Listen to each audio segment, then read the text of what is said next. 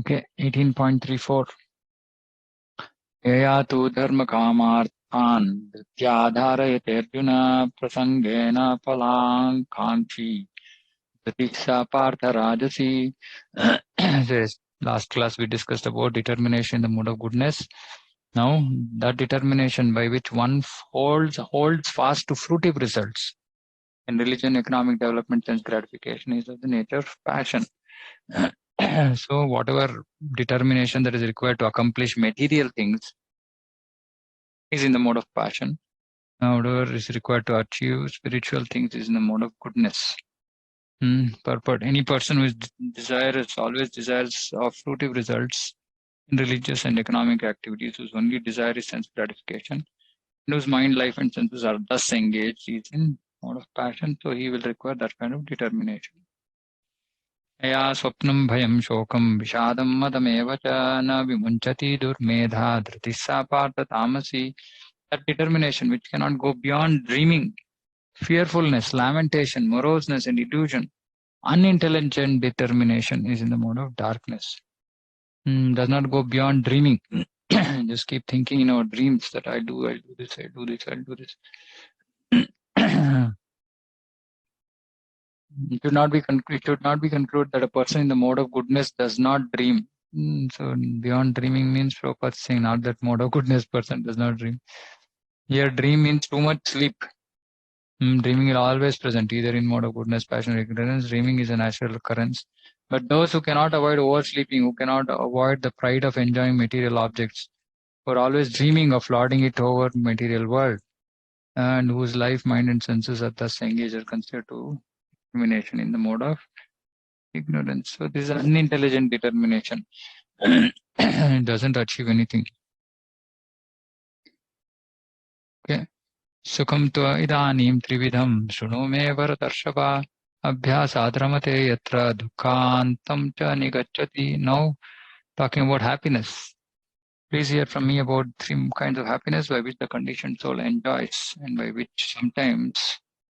he sometimes comes to the end of all distress. Okay. So that happiness by which one can come to the end of all distress, that is what we should be looking for. Purport, a conditioned soul tries to enjoy material happiness again and again. Thus it chews the chewed. Sometimes in the course of such enjoyment, he becomes relieved from material entanglement by association with a great soul. In other words, a conditioned soul is always engaged in some type of sense gratification. But when he understands by good association that is only a repetition of the same thing, he is awakened to his real Krishna consciousness. And he is sometimes relieved from such repetitive so-called happiness. So that is the happiness in the mode of goodness. Yattadagre vishamiva pariname mrutopamam tatsukam satvikam proktam atma buddhi prasadajam. That which in the beginning may be just like poison, but at the end is just like nectar, and which awakens one to self-realization, is said to be happiness in the mode of goodness. So this happiness takes the person to the end, because he comes to self-realization. And what is this? It is like poison in the beginning, very difficult, getting up at 4 o'clock, 4:30, not eating food outside, reducing TV, this, that, and all that. All this is like poison in the beginning, but it is like nectar. It will be like nectar at the end. So this is the happiness that we derive in mode of goodness, and bhakti, pure goodness, we will experience this. In pursuit of self-realization, one has to follow many rules and regulations to control mind and concentrate the mind on the self. All these procedures are very difficult, bitter like poison. But if one is successful in following the regulations and comes to the transcendental position, he begins to drink real nectar. He enjoys life. So what is the use of these rules and regulations? To bring us to the transcendental position. People think that, okay, I'm doing bhakti, so I'm already in the transcendental position. Yes and no. Yes, we are doing it purely, then we are in the transcendental position. But when we are not doing bhakti, which is where we spend most of our times, what happens? Then we will fall down to the modes, we'll get stuck in the modes. But when we follow these rules and regulations, then even when we are not doing bhakti, it will help us to at least not fall down. We might at least remain in the mode of goodness. And By following these rules and regulations, it will also help us to come to the transcendental position and remain there throughout the day, not just during the time when we are doing some spiritual practice. So these rules and regulations are absolutely important. If we don't follow them, then we don't make clear progress, substantial progress. It will seem like we are doing bhakti and we might become complacent. And then we don't know really whether we are going to reach our goal or not. And so Tivra Bhakti is important. Along with Tivra Bhakti, following rules and regulations is very, very important. So that following rules and regulations is like poison in the beginning, but it has to be done. विषयेन्द्रिय संयोगाद्यत्तग्रे मृतोपमं परिणामे विचमिव तत्सुखं राजसंस्मृतम्. That happiness which is derived from the contact of the senses. So the happiness in the mode of goodness is not from the contact of senses. That happiness which is derived from contact of senses with their objects, and which appears like nectar at first but poison at the end, which is the whole of material enjoyment, sense enjoyment. A young man and a young woman meet, and the senses drive the young man to see her, to touch her, and to have sexual intercourse. In the beginning, this may be very pleasing, but at the end, after some time, it becomes just like poison. They're separated, or there is divorce, there is lamentation, sorrow, etc. Such happiness is always in the mode of passion. Happiness derived from a combination of the senses and the sense objects is always a cause of distress and should be avoided by all means. Okay, just give me a moment.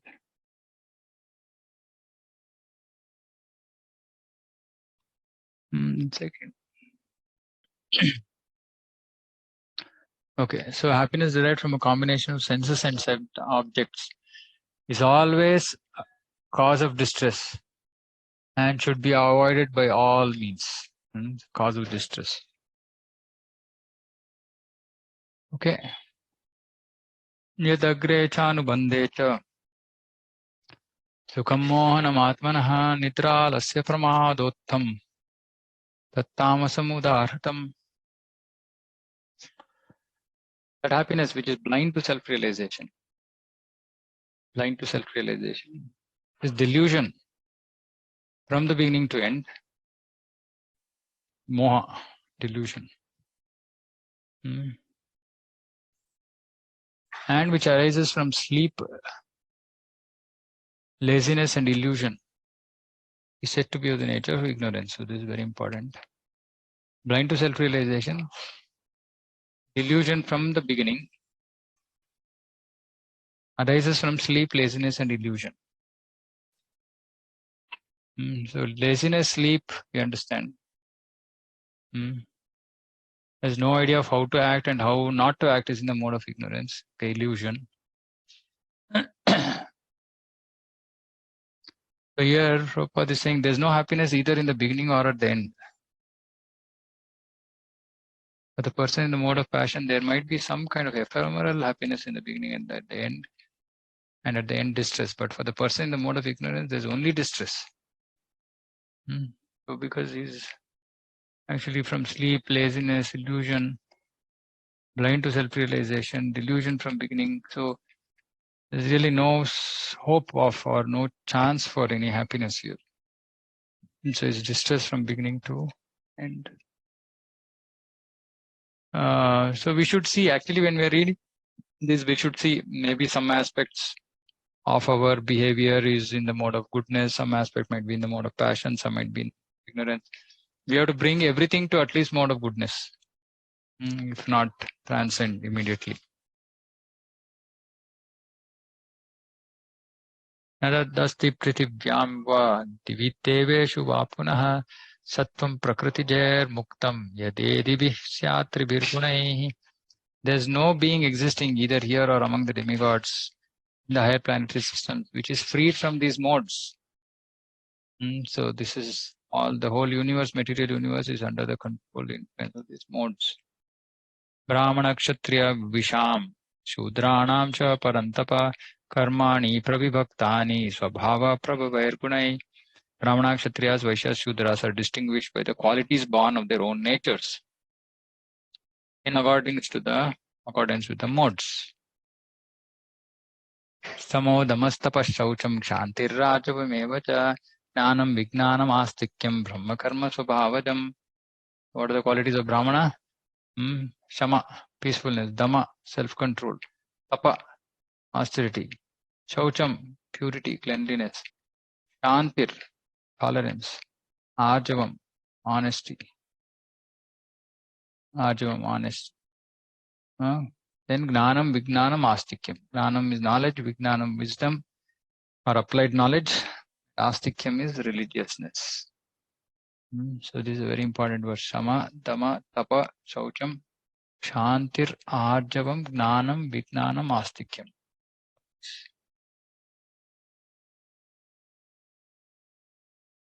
Okay. Kauryam Tejo Dhritirdakshyam Yuddhe Chapya Palayanam Danam Ishvara Bhavascha Kshatram Karma Swabhavajam. So Shauryam, heroism, Teja, power, Dhriti, determination, Daksham, resourcefulness. Yuddhe api apalayanam, not fleeing from battle. That means courage in battle. Generosity, Dhanam, Ishvara Bhava, leadership.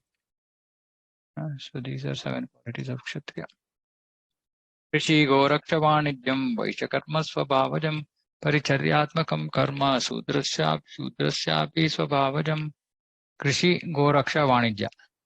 Krishi farming, Goraksha co-production, Vanidya is business. Vaishya. Sudras is there are labor and service. Karma. Yeah. Victoria. Service. Sve sve karmanya bhirataha samsiddhim labate naraha swakarma niratta siddhim yatha vindati tachunu. By following his qualities of work, every man can become perfect. Now please hear from me how this can be done. So the important part here is qualities of work following his qualities of work. Which means that if I know that I'm a Brahmana and I follow my quality of work, then I achieve perfection. I should know my Varna. I should know the qualities of my Varna and I should live accordingly. Yata pravrittir bhutanam yena sarvam idam tatam swakarmana tam abhyartya siddhimindati manavaha. By worship of the Lord, who is the source of all beings and who is all pervading, a man can attain perfection through performing his own work. The important part is by worship of the Lord. That means by performing work, we should worship Lord. Not performing work for sense gratification, for enjoyment. By performing work, we should worship Lord, then we will achieve perfection. As stated in the 15th chapter, all living beings are fragmental parts and parcels of the Supreme Lord. As the Supreme Lord is the beginning of all living entities. This is confirmed in Vedanta Sutra. Supreme Lord is therefore the beginning of life of every living entity. Supreme Lord by his 2 energies, external and internal, is all pervading.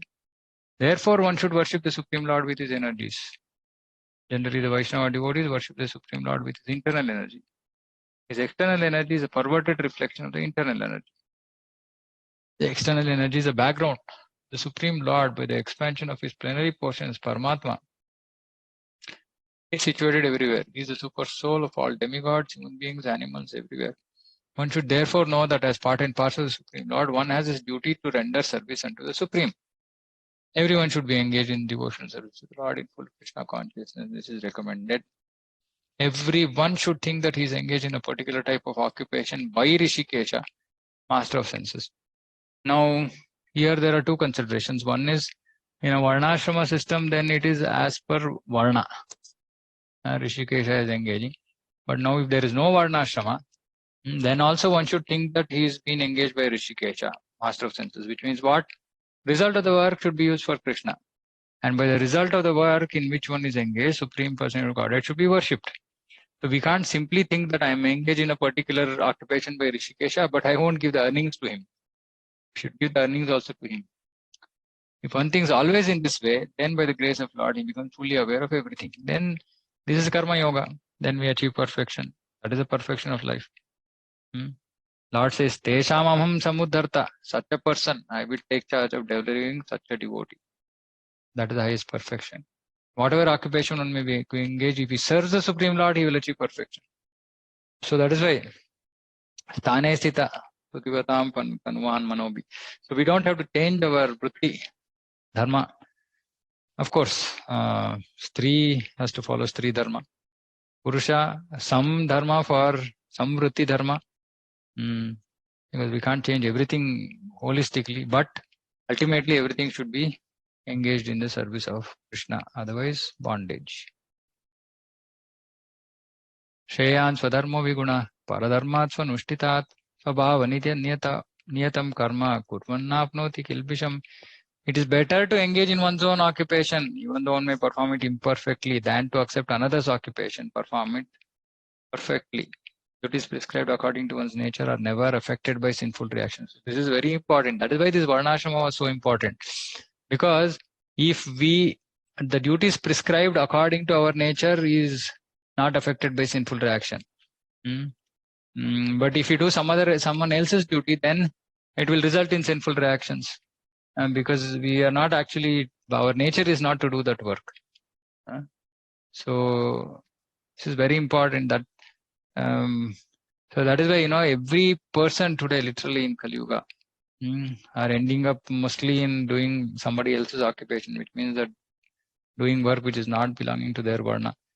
So inevitably there are sinful reactions. So the only hope is when we use the result in Krishna service. Otherwise, the whole earning is contaminated.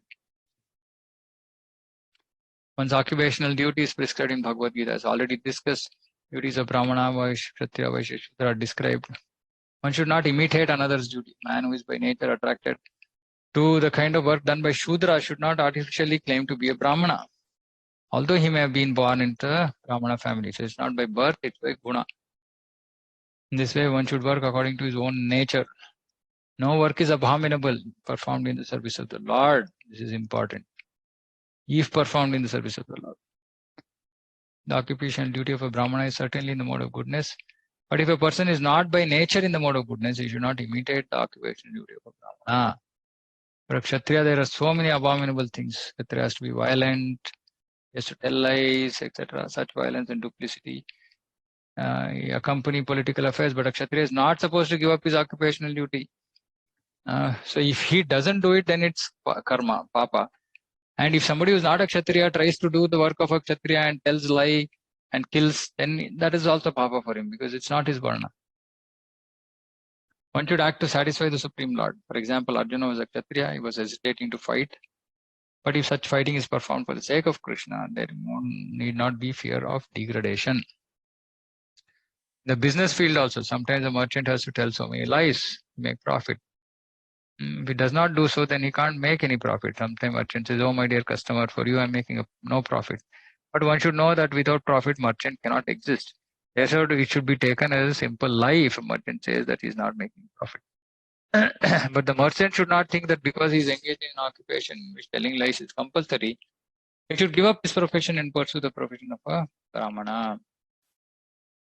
Because he is a Vaishya, he is given the right to lie in business. When one is a Kshatriya, Vaishya, Shudra, doesn't matter. If he serves by his work the Supreme Personality of Godhead. When Brahmanas who perform different types of sacrifice sometimes must kill animals because sometimes animals are sacrificed. Similarly, if Kshatriya engaged in his own occupation kills an enemy, there is no sin incurred.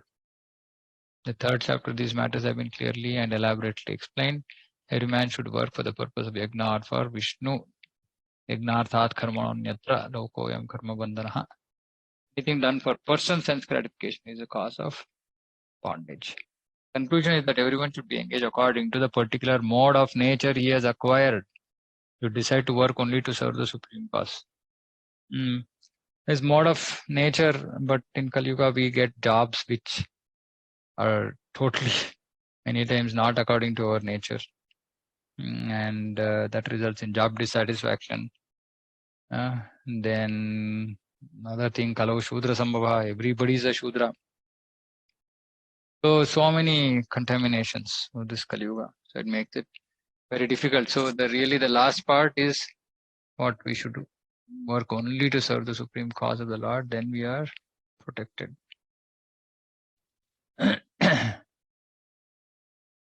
Sahajam karma kaunteya sadosham api na tyajet sarvarambha hi doshena dhumena agni divavrita. Every endeavor is covered by some fault, just as fire is covered by smoke. Therefore, one should not give up the work born of his nature, even if such work is full of fault. Like, Kshatriya has to kill, Vaishya has to tell lie, but we should not give up. All work is contaminated by modes. Even if one is Brahmana, is to perform sacrifice in which animal killing, Kshatriya has to fight enemies, merchant hide his profit to stay in business, may sometimes have to do business on black market. These things are necessary, one cannot avoid them. Similarly, even though man is a Shudra and serving a bad master, he has to carry out the order of the master, even though it should not be done. Despite these flaws, one should continue to carry out prescribed duties, for they are born out of his own nature. Nature is important. Although fire is pure, still there is smoke. Yet smoke does not make the fire impure. Even though there is smoke in the fire, fire is still considered to be the purest of elements. If one prefers to give up the work of a Kshatriya, take the work of a Brahmana, he is not assured that in the occupation of Brahmana there are no unpleasant duties. One may then conclude that in the material world, no one can be completely free from the contamination of material nature.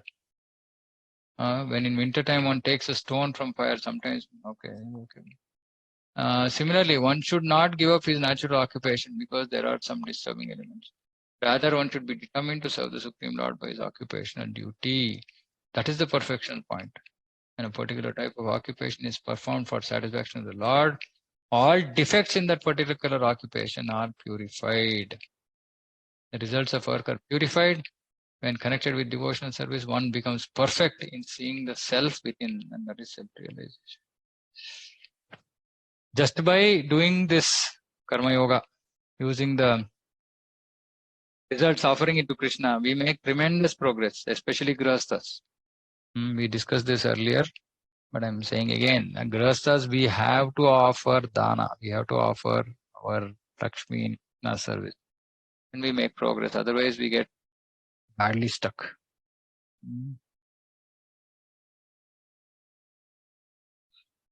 Asakta buddhi sarvatra jitatma vigata spruha naishkarmya siddhim paramam sannyasenadi gacchati. One who is self-controlled and unattached and who disregards all material enjoyments can obtain, by practice of renunciation, the highest perfectional stage of freedom from reaction. So this is the key for those who are not directly engaged in bhakti. So tyaga, because Arjuna asked about tyaga and sannyasa. So Krishna is saying one has to be self-controlled, unattached, disregard all material enjoyments, practice renunciation, then he can achieve the highest freedom from reaction, karma bandhana, free from karma bandhana. Is by sannyasa, tyaga and sannyasa. Real renunciation means that one should always think himself part. Prabhupada is saying all this is okay, but real renunciation is to think of ourselves as part and parcel of Krishna. Therefore, there is no right to enjoy the results. So that is how we become unattached, because it all belongs to Krishna. Since he's part and parcel, the results of his work must be enjoyed by the Supreme Lord. So no question of material enjoyment. This is actually Krishna consciousness. Person acting in Krishna consciousness is really a sannyasi. So by practice of renunciation means practice Krishna consciousness. By such a mentality, one is satisfied because he is actually acting for the Supreme. Thus, he is not attached to anything material. He becomes accustomed to not taking pleasure in anything beyond the transcendental happiness derived. So beautiful, see. He becomes accustomed to not taking pleasure in anything beyond the transcendental happiness derived from the service of the Lord. Sannyasi is supposed to be free from the reactions of his past activities. But a person who is in Krishna consciousness automatically attains this perfection without even accepting the so-called order of renunciation. This state of mind is called yoga arudha. So we discussed this in the 6th chapter. Yoga arudasya tasyaiva chamakkaranam uchyate. So yoga rurukshu is starting stage, yoga arudha is perfect stage. For a yoga arudha person, there is no work. One who is satisfied in himself has no fear of any kind of reaction from his activity. Satisfied in himself. How is he satisfied himself? By doing Krishna conscious activities. he has no fear of any kind of reaction from his activity. Because when we are engaged in Krishna consciousness, we might engage in activities which might externally look like not okay. For example, building a temple, we might have to get some permissions quickly. We might end up giving some bribes, this, that, and all that. All that happens now, but there is no reaction to that activity. So Krishna consciousness is the key. Otherwise, it's very difficult in Kali Yuga, especially to make sure that we engage only in sattvic activities or only in activities of our varna. Very difficult. So Krishna consciousness is the key. Otherwise, being self-controlled, unattached, disregarding all material enjoyments, practice of renunciation, one attains the highest stage. But how difficult is it? Without having a higher taste, just imagine doing this. Unattached, self-controlled, disregarding all material enjoyment, will go crazy. That is why this Gnana Marg is like Bhunam Janmanam Ante. It takes long time for people to come to that. So for us, this unattached, disregarding material enjoyment, all this happens simply by engaging in Krishna service. And when we are engaged in Krishna service, we can engage in any kind of activity for the pleasure of Guru and Krishna and not be worried about the reactions. This is very important.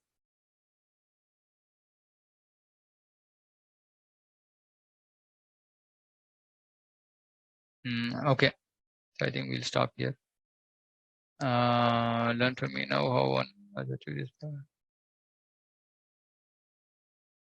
Okay, so this siddhim prapto yatha brahma tathapnoti nibodhame samasena eva kaunteya nishta gnanasya yapara. Learn from me how one who has achieved this perfection. Which perfection? This perfection. Freedom from reaction, karma, free from karma bandhana. How such a person can attain the supreme perfectional stage, Brahman. Because this free from karma bandhana is just very initial stage. This is nishkama karma yoga or nishkama karma. Very initial stage, right? For even self-realization. So now Krishna is saying, how such a person now can attain Brahman. Now he will tell the way in which one has to act so that he can achieve Brahman. So from karma yoga to Brahman realization. So Lord describes for Arjuna how one can achieve the highest perfection stage simply by being engaged in his occupational duty, performing the duty for the Supreme Personality of Godhead. One attains the supreme stage of Brahman simply by renouncing the result of his work for the satisfaction of the Supreme Lord. That is a process of self-realization. So Prabhupada anyway in his purport already would have given the conclusion. So we get confused sometimes saying that, oh, already it looked like we studied this, saying that we should use our occupational duties for the pleasure of the Lord. But that's what Krishna is going to say now. Going forward, he will answer. But Prabhupada already normally does this. Future verses, all the climax he brings is the previous verses only. So, we already know what Krishna is going to say. So this is the last part of Bhagavad Gita, where we will understand how one can achieve self-realization. But for that, the platform is that one should be not be attached to work, offer the results of work, or be unattached, and not be attached to material enjoyment, and do the work as per his varna without attachment. So then what does he need to do to achieve the position of self-realization? That is what we will discuss. So some of these actually from our practical application perspective, we don't really need all this because we are engaged in bhakti, so we don't have to really worry about this. But in the normal course of speaking Bhagavad Gita, Krishna is enumerating all this. Okay. So any questions? Otherwise we'll close. Anybody has any questions? So I guess next week we will finish Bhagavad Gita, Krishna willing. And then after that we will hopefully start Srimad Bhagavatam. So when you come to the last class, then we'll discuss how we want to go about Bhagavatam. Bhagavatam won't be like this. So what format we should do, we will discuss at that point of. Okay. Anybody? Has anything to say? Hare Then Krishna. Hare I Krishna. just have one question. Prabhuji, supposing we read in the previous verse that I forgot the line that a person who is not attached to do anything material but is the customer to find happiness Sorry, in Lord. taking Mataji, I can't follow properly. Can you hear me properly? Hare You Krishna. said in Am I the audible? yeah, barely a little bit. Verse, It's am I voice is not audible? not very clear. You're audible. Krishna, now am I audible? Yeah, absolutely. Okay. Yeah. Prabhuji, in the previous verse, in the purport, there was some line that a person who is not attached to material sense gratification and is accustomed to finding pleasure in Lord's service. This was the line. I don't remember it exactly. So Okay, I just want yeah, go ahead. in the previous, I just wanted to know that this could be used as a yardstick for measuring how we are advancing in devotion. I mean, although a person is not able to follow all the rules and regulations strictly, but still he is not attached to doing material things and he finds satisfaction in satisfying the Lord. So this is my query. Yeah, absolutely. I think, see, the yardstick is pleasure of Krishna, right? Now, actually, Bhakti Vikas Maharaj, he's in one of his upcoming books. So he's says that not following standards doesn't mean that a person is not a devotee. Following standards, if everything is done, then it's good. But more than just following standards, the important part is whether we are doing things to please Krishna. Obviously, at one point of time, we will come to a stage where we want to follow all the rules. Right. But if we are not able to do that, that doesn't mean that we are not doing bhakti or we don't have any love for Krishna. So the important thing is that higher taste.